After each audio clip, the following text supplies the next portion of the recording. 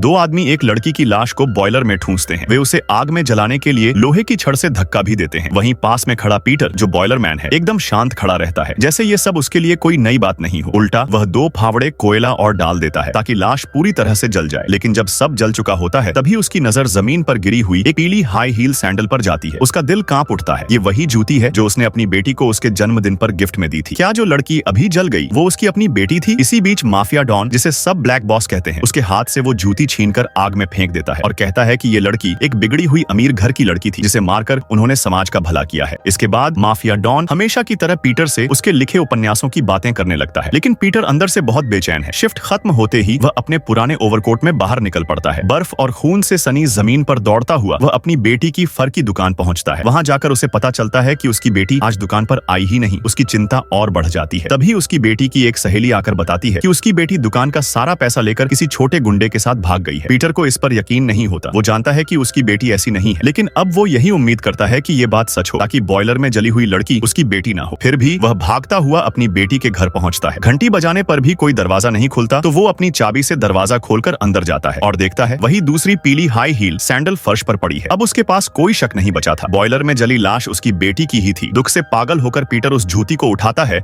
और उसे भी आग में फेंक देता है। फिर अपने पुराने कपबोर्ड से सेना की पोशाक निकालता है और ये बूढ़ा सैनिक फिर से युद्ध के लिए तैयार है। बर्फीली हवाओं में वह आगे बढ़ता है, परंतु उसे समझ नहीं आता कि उसका पुराना दोस्त माफिया डॉन, जिसने कभी कोई लड़ाई नहीं लड़ी, कैसे इतना बेरहम हो गया कि उसके सामने ही उसकी बेटी की लाश जला दी।